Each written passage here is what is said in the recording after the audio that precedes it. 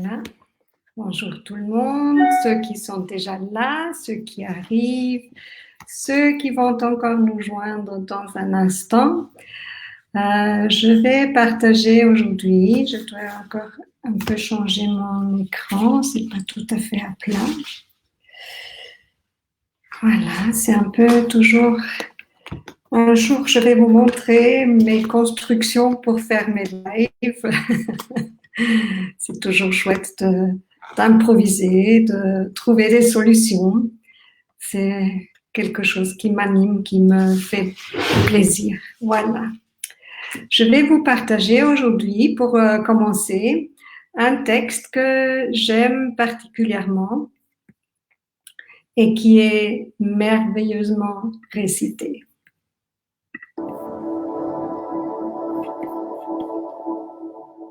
Go placidly amid the noise and haste, and remember what peace there may be in silence. As far as possible, without surrender, be on good terms with all persons. Speak your truth quietly and clearly, and listen to others, even to the dull and the ignorant. They too have their story. Avoid loud and aggressive persons. They are vexations to the spirit. If you compare yourself with others, you may become vain or bitter. For always there will be greater and lesser persons than yourself. Enjoy your achievements as well as your plans. Keep interested in your own career, however humble. It is a real possession in the changing fortunes of time.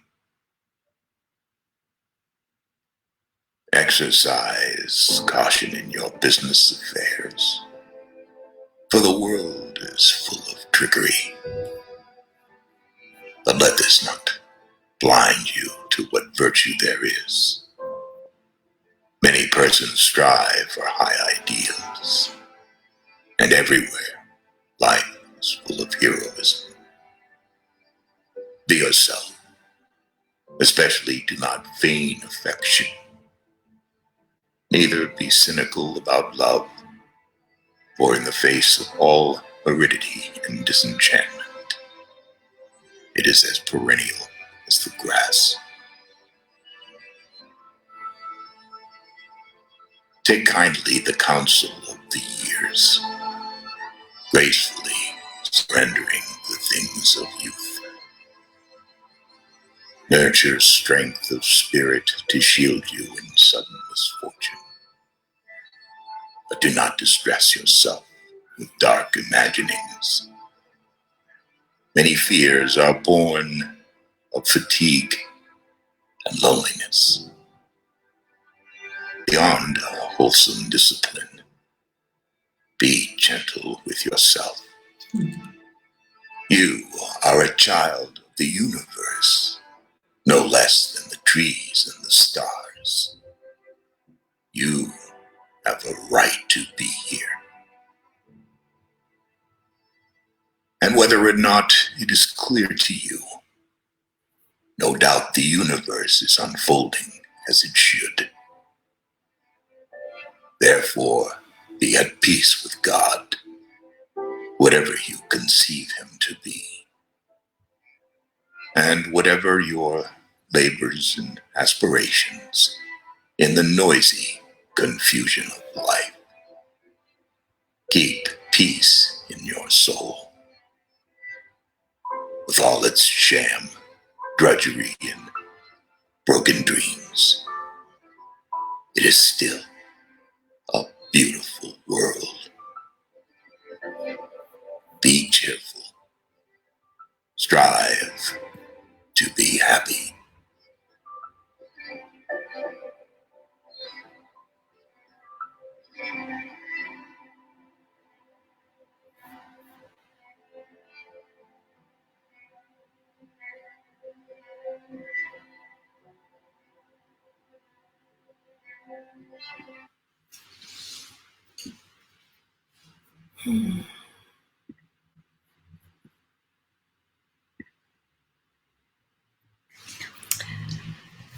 Bonjour chers spectateurs, bienvenue pour ceux qui me rejoignent régulièrement ou très souvent. Avec ce poème, je me suis fait un plaisir à moi-même et j'espère à vous aussi. C'est vrai que c'est un auteur, un écrivain de 1800, il est décédé en 1945, donc c'est un autre monde, une autre époque, et donc il a peut-être ce langage qui est encore dans une injonction, strive to be happy, fais en sorte pour être heureux. Ce qu'aujourd'hui nous comprenons que c'est pas forcément ce qui nous aide le plus à être heureux. Mais la vision de j'ai le droit d'être là et d'être qui je suis uniquement parce que dans l'univers, tout a le droit d'être ce qu'il est, c'est quand même apaisant. Et on a justement parlé de la tendresse envers soi-même, c'est ce qu'il évoque aussi. Sois tendre envers toi-même. Et exactement, c'est ce qui peut nous aider dans cette tendresse ou de développer cette tendresse. Je suis Ulrike Weissenbacher, psychothérapeute et co-directrice de IEPRA. Et nos lives quotidiens, je les fais pour justement cette raison d'amener dans ces hard times, dans ces périodes difficiles, un ancre, un monde pour se poser, pour se re-ancrer dans une vision qui peut nous stabiliser ou nous aider à traverser des passages difficiles que nous avons tous en ces moments, mais en général dans la vie. Donc, ma question était, et je dois encore changer le titre, j'ai vu que j'ai oublié. Alors,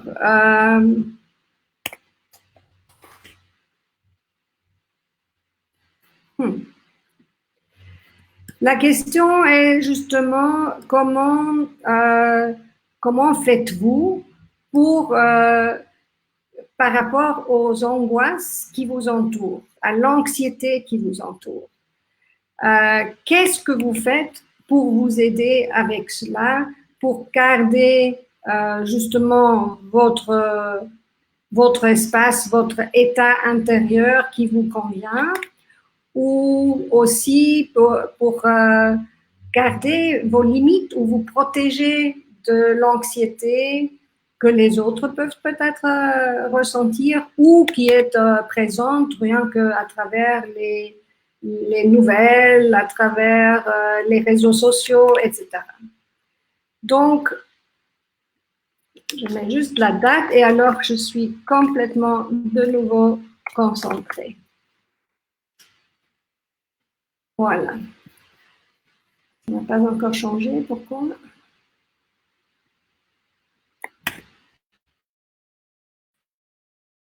Ah, ok, il faut, c'est mon erreur.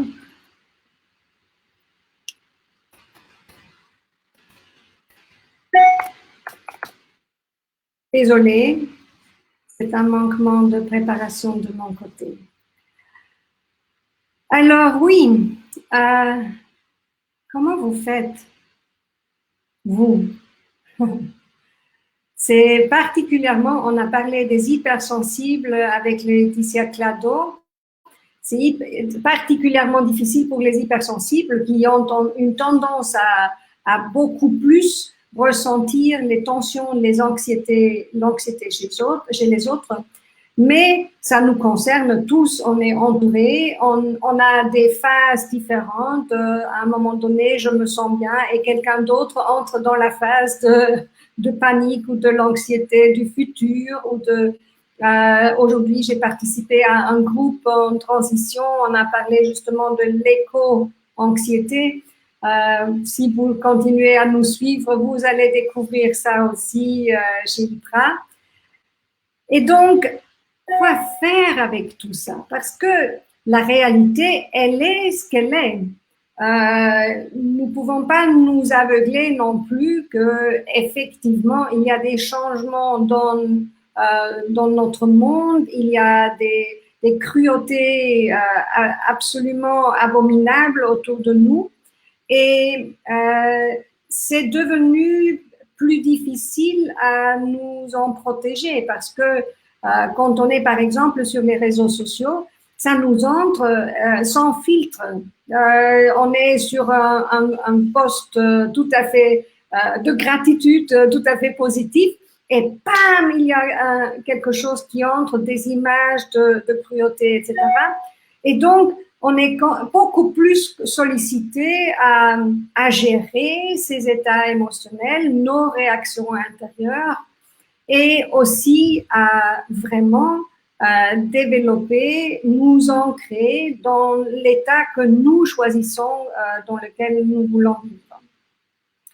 Donc, je ne parle pas forcément de nier la réalité pour aller bien, mais de se protéger d'une manière ou autre de l'effet de ces développements et cet état, ce constat de l'état de notre monde. Et donc déjà, vous qui êtes là, comment vous faites? Qu'est-ce que vous faites concrètement pour vous aider à vous protéger, à garder votre espace un peu libre de tout cela? Ça concerne en ce moment et particulièrement toutes les personnes qui sont dans la relation d'aide, dans la relation de soins. Je pense aux médecins, aux infirmiers, infirmières, aux personnes soignantes dans les maisons de repos, dans des maisons d'accompagnement, etc. Ces personnes sont tellement sollicitées par la réalité de la souffrance autour d'eux et du danger autour d'eux qui vivent beaucoup plus immédiat que nous, peut-être.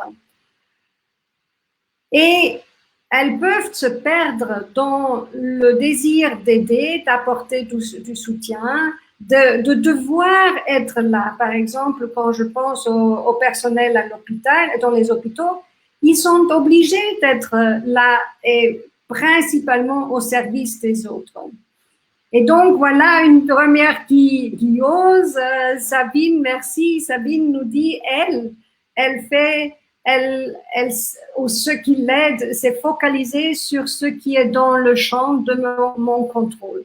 Donc ça, vraiment, merci Sabine, c'est exactement déjà une première étape de faire vraiment une distinction entre ce que sur quoi est-ce que je peux avoir un impact, je peux agir, et qu'est-ce qui est complètement en dehors de mon contrôle. Et j'ai alors du mal à passer à l'action ou à avoir un impact réel sur ces conditions-là. Et effectivement, me focaliser sur mon champ de possibles, d'actions possibles, ça donne déjà une certaine protection et une certaine stabilité intérieure. Dominique, elle suit, merci, ça dépend des jours. Parfois, je ferme et je me sens bien. Parfois, je cherche à savoir ce qu'on nous cache et ça m'angoisse. Effectivement, ce niveau d'information qui, nous le savons tous, est un mélange de vérité, de petites ou de grandes manipulations où on utilise l'information pour des fins précises, etc. Effectivement, quand on entre dans la recherche de vérité là-dedans, on peut pas seulement se perdre, mais c'est extrêmement anxiogène parce que on ne peut pas savoir. C'est comme Sabine avait dit, c'est hors de notre contrôle en réalité, parce que même ceux qui semblent nous donner une vision scientifique objective, finalement, ce n'est pas le cas non plus. J'ai vu l'autre jour passer une information comme ça, qui avait l'air vraiment, j'étais contente, qui avait l'air vraiment scientifiquement comparer des différentes informations concernant la pandémie, mais elle a comparé, elle n'a pas appliqué la rigueur de base scientifique qui est comparer des choses qui sont comparables. Et donc, comparer la pandémie d'aujourd'hui avec les épidémies du passé ou avec la grippe en général, ce n'est pas comparable. La grippe en général, il n'y a pas de mesure de confinement, il n'y a pas de mesure de distanciation, d'évitement de contamination. Et donc, on ne peut pas comparer ces chiffres-là avec une pandémie qui a été impactée par l'arrêt de contact entre nous et la diminution de contamination possible. Je ne dis pas que je suis pour une information ou pour l'autre information, et moi, comme vous, je suis perdue là-dedans. Qu'est-ce qui est vraiment, qu'est-ce qui est vrai là-dedans? La seule chose que je peux dire, c'est que quand j'applique ma pensée critique sur ce type d'information, même là-dedans, je tombe sur des choses qui ne me confortent pas non plus parce qu'elles me donnent pas les éléments suffisants pour me dire je peux me fier à ce type d'information. Donc, Dominique, merci. C'est effectivement très difficile à trouver sa sérénité par rapport à ces différents niveaux d'information. Diana, elle nous dit pas de télévision à la maison, je choisis quand je veux chercher une information. Je ne veux pas être noyée d'infos et être influencée de manière induite. Oui, ça c'est tout à fait un choix possible parce que c'est effectivement justement la télévision, mais finalement tous les médias ont en tout cas une partie d'influence dans la présentation de l'information. Et d'un autre côté, les informations nous viennent via les médias. Ils ont un rôle dans une démocratie extrêmement important. Donc, nous sommes vraiment, chacun finalement est plongé ou est rejeté sur sa propre responsabilité et son propre choix, comment naviguer cette difficulté particulière de l'information. Mais c'est vrai aussi que même quand on continue à s'informer régulièrement et on continue à regarder la télé, par exemple, parce qu'elle a un autre effet aussi, elle nous relie avec tous les autres qui suivent ce type d'information ou d'entertainment aussi. Même en faisant ça, on peut trouver plus de sérénité et plus d'ancrage en soi-même. Et donc, ce qui est intéressant aussi, c'est de trouver qu'est-ce qui peut nous aider à mieux rester centrés malgré des choses qui peuvent, ou des personnes autour de nous qui peuvent être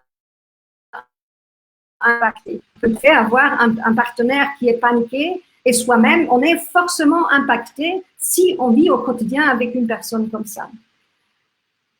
Diana nous dit donc, je ne me coupe pas du monde, mais je maîtrise ce qui m'arrive et m'en fais mon propre jugement. Tout à fait, j'ai entendu ça et j'ai compris ça. C'est vraiment un choix qui est un choix tout à fait responsable et compréhensible. Et Sabine nous dit agir au lieu de réagir, faire des choses qui me tiennent à cœur et qui font sens pour moi. Là, on est vraiment déjà dans une première piste dans ce qu'on peut soi-même faire, mais peut-être aussi proposer à d'autres dans notre entourage de faire.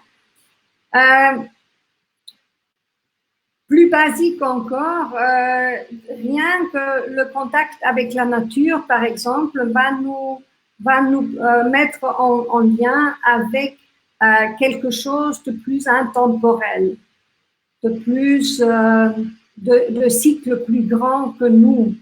Et donc, ça va aussi créer un certain apaisement à l'intérieur de nous.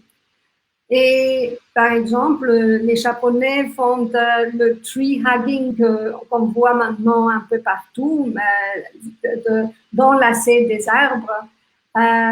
Ils le font comme une vraie thérapie parce que justement cette connexion vraiment profonde à la nature qui change et qui évolue et qui est dans la connexion de tout avec tout, elle nous rappelle, nous aussi, que nous sommes connectés tout le temps avec le tout.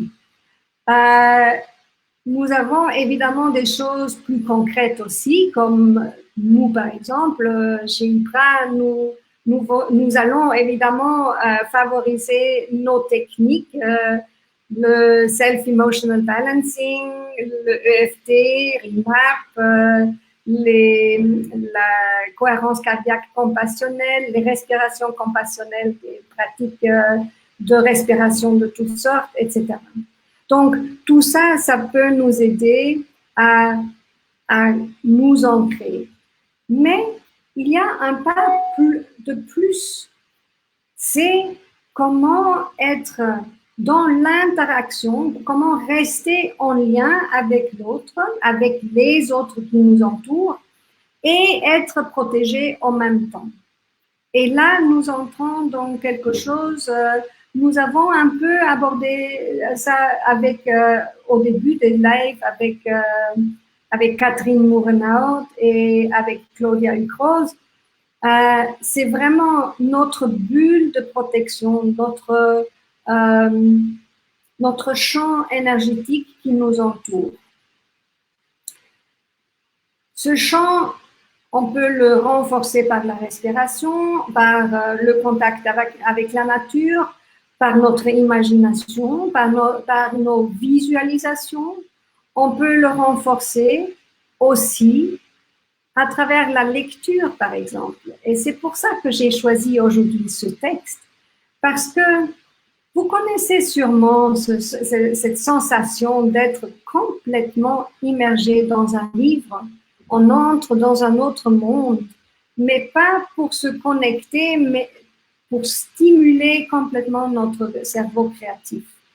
Et c'est ce qui est un élément de plus, c'est notre créativité. Que ça soit dans le journal créatif, comme on a proposé avec Catherine, ou que ça soit dans une approche créative et créatrice dans notre quotidien.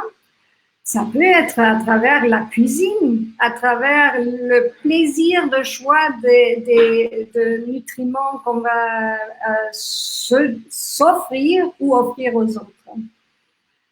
La créativité, quand nous sommes connectés ou quand nous favorisons notre hémisphère créatif, la partie de notre cerveau qui est plus connectée à l'imagination, nous sommes connectés à la création du monde tel qu'il nous aide.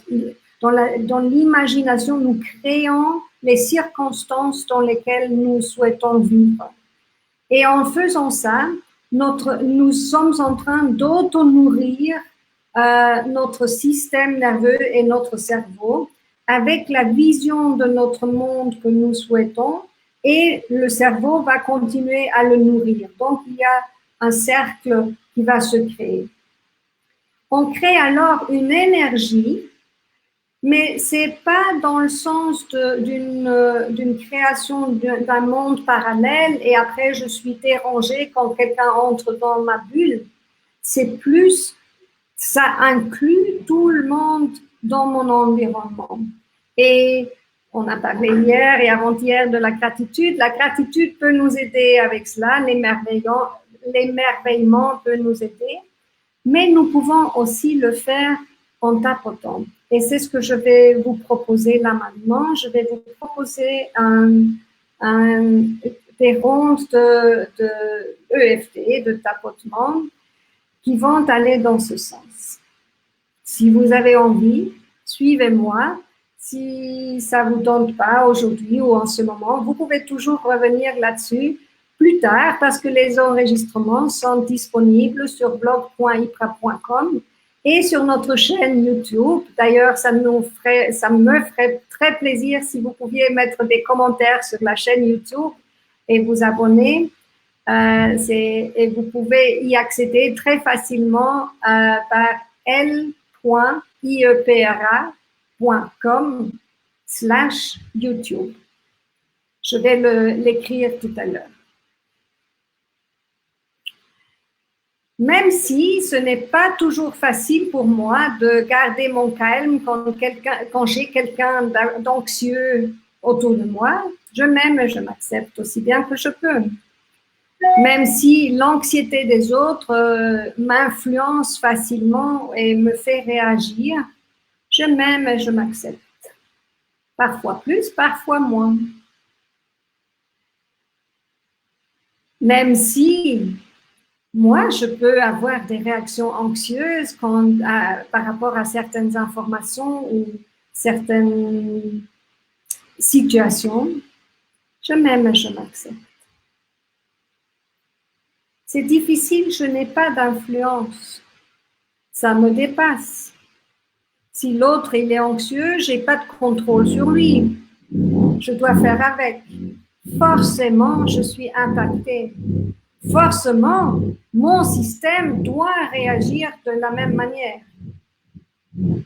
Forcément, je dois être comme une éponge qui réagit avec tout son environnement. Je n'ai pas de prise là-dessus. Je n'ai pas de contrôle, je n'ai pas le choix. Et c'est vrai. Quand j'observe comment fonctionne la grande industrie, le traitement des animaux, les cultures qui traitent différemment leurs gens, leurs animaux. Désolée, j'ai un bruit à côté que je ne contrôle pas non plus. Je n'ai pas de contrôle sur ces gens qui continuent à entretenir des guerres. Je suis trop petite. C'est trop grand. Je suis dépassée. C'est un monde qui m'échappe. Ce monde qui va dans une direction et j'ai aucune possibilité d'agir. C'est comme cette pandémie, ce virus, il va partout comme il veut. J'ai pas de prise là-dessus. Ça m'angoisse, ça me stresse. Ça me fait peur. Peur pour moi, peur pour mes enfants, pour le futur de mes enfants, peur pour les jeunes.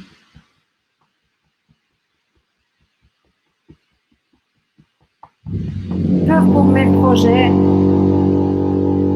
Qu'est-ce qui va devenir si le monde continue à évoluer comme il le fait en ce moment? Ça fait peur. J'ai du mal à respirer. J'ai une pression sur la poitrine. J'ai mal à l'estomac, dans le ventre. Ça fait peur et je ne me sens pas en sécurité avec tout ça. J'angoisse quand je ne me sens pas en sécurité. Quand je n'ai pas de possibilité de décision. Quand je me sens impuissante.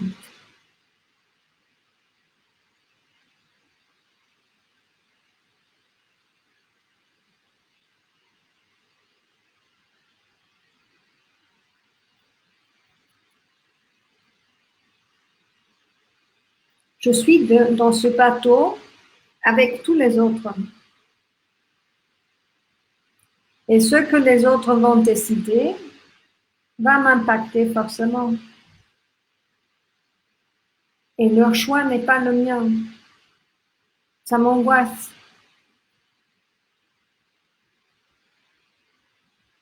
Je ne peux pas avoir de l'influence sur eux.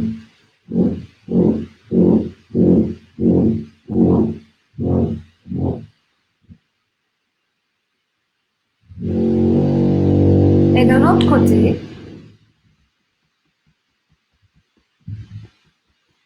il y a des gens qui le font.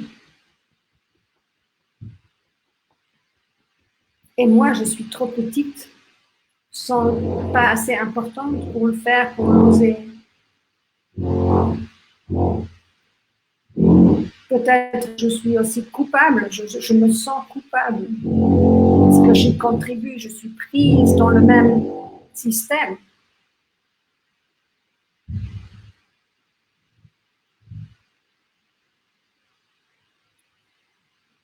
Et si c'était possible de m'aimer et m'accepter entièrement tel que je suis dans cette situation.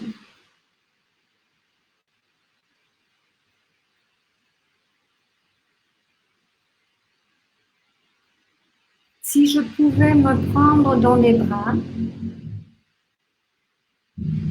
et juste m'accompagner dans cette situation.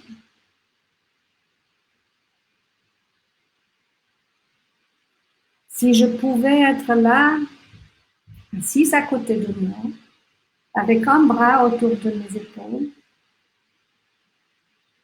et me dire, je suis là avec toi. Tu n'es pas seul.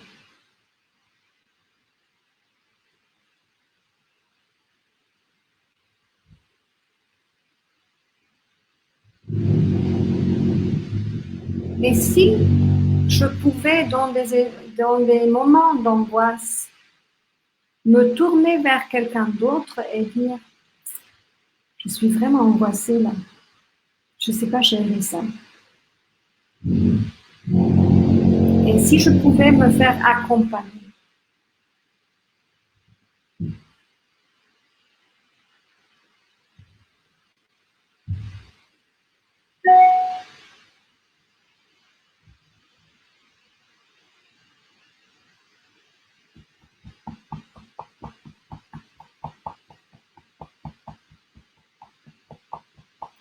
Et si j'avais un pouvoir d'action,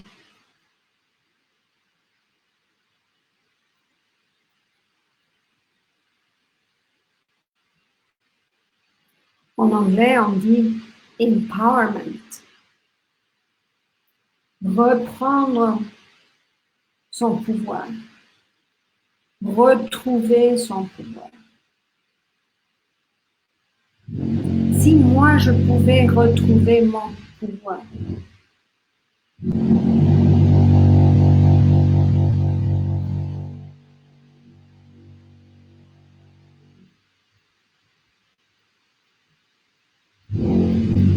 si je pouvais me connecter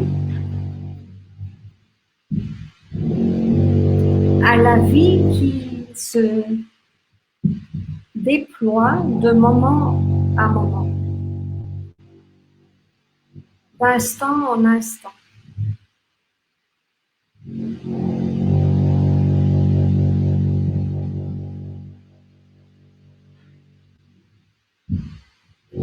Et si ce n'était pas nécessaire d'avoir la vision de ce qui va arriver, si toutes les réponses étaient là en ce moment, en vivant ce moment précis, à chaque moment.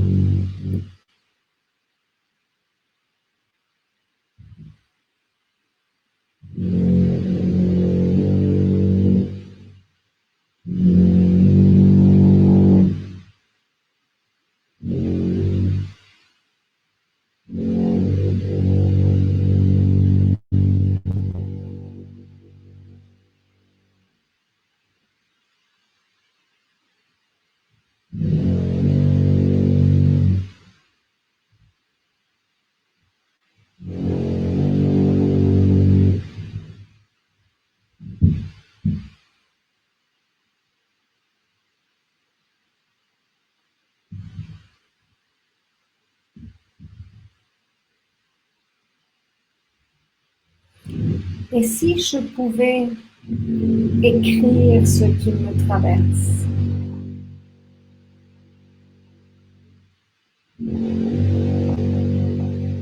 le sortir de moi, le raconter à une personne, à mon journal,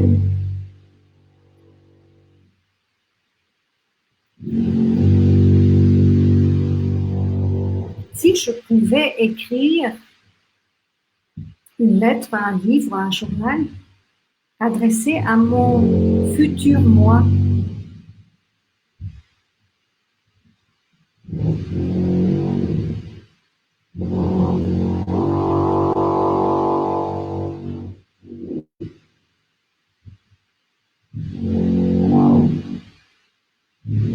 et si je pouvais planter un arbre ou une plante pour me connecter avec cette force de la vie.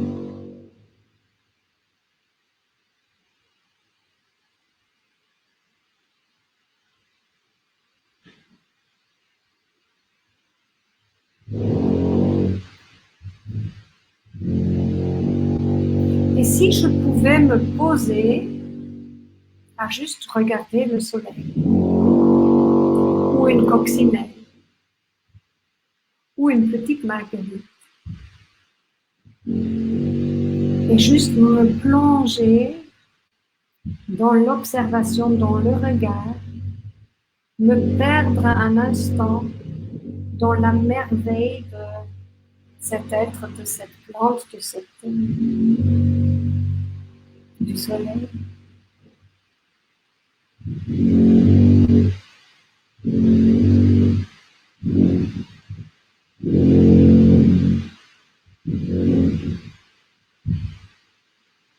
Et si je marchais dans la forêt, avec les yeux dirigés pour découvrir des choses que je n'ai pas encore vues.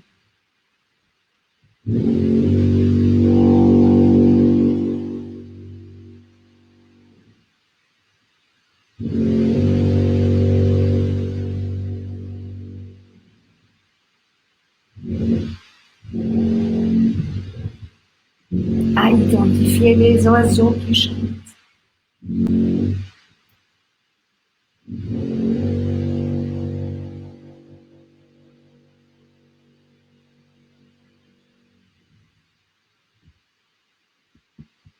Et si je pouvais, comme le disait Sabine, diriger toute mon attention sur ce qui fait que mon cœur se met à chanter.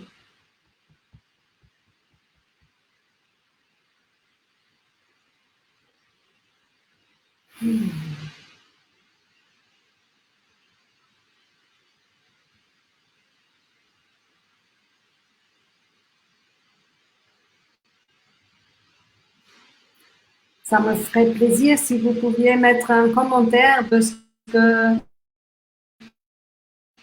cette ronde vous a fait comme effet. Dominique nous dit les oiseaux qui chantent ou le gros dinosaure qui est près de toi en ce moment. Oui. Je peux aussi mettre toute mon attention sur lui et essayer d'identifier qu'est-ce qu'il est en train de faire en ce moment et être émerveillé aussi par les possibilités que nous avons de créer dans le réel. Oui, c'est ce que, qu'est-ce que cette ronde a fait pour nous. Pour moi, en tout cas, c'est mon énergie est plus légère et est montée plus. Il y a moins de fond, de lourdeur dans mon ventre. Et ça ramène plus d'ouverture d'esprit, de champ de possibles. Et j'espère que ça l'a fait pour vous aussi. Je vous souhaite une belle journée. Peut-être vous reviendrez sur ce tapotement à un autre moment, ou peut-être vous inventez vos propres rondes là-dessus. Dans tous les cas, je vous souhaite de pouvoir voir quand il y a une personne, quand il y a l'anxiété qui vient vers vous, que vous puissiez voir et être connecté à la compassion pour cette personne ou pour ceux qui partagent cette information. Car quand vous ressentez de la compassion, instantanément, c'est transformé. La compassion est comme un bouclier. Cette anxiété vient vers vous. La compassion vient à sa rencontre et la renvoie avec la compassion vers la personne. Ce n'est pas un bouclier de guerre, de défense, pas un bouclier de combat, mais c'est comme un miroir en fait. L'anxiété ou l'émotion de l'autre va tomber sur un miroir et la compassion vient le rencontrer et l'accompagner et ça va revenir vers la personne transformée ou vers l'endroit où ça doit aller. Et c'est ce que je vous souhaite, cette expérience-là, parce elle nous libère. Elle nous libère aussi d'être tout le temps impacté par ce que les autres vivent ou par ce que les autres ont besoin d'exprimer. Et ça nous libère aussi d'exprimer, nous, ce qu'on a parfois besoin aussi d'exprimer, mais être en paix avec l'autre qui aussi met sa protection pour ne pas être complètement sous l'emprise de cette émotion. Et donc, je vois que le bouclier d'amour, on peut l'appeler comme ça, c'est comme ça je le vois. Et c'est une... Mia dit Stairways to Heaven, oui, c'était hier. Donc ça, c'est vraiment le stairway qui nous aide à monter en sérénité et en joie intérieure.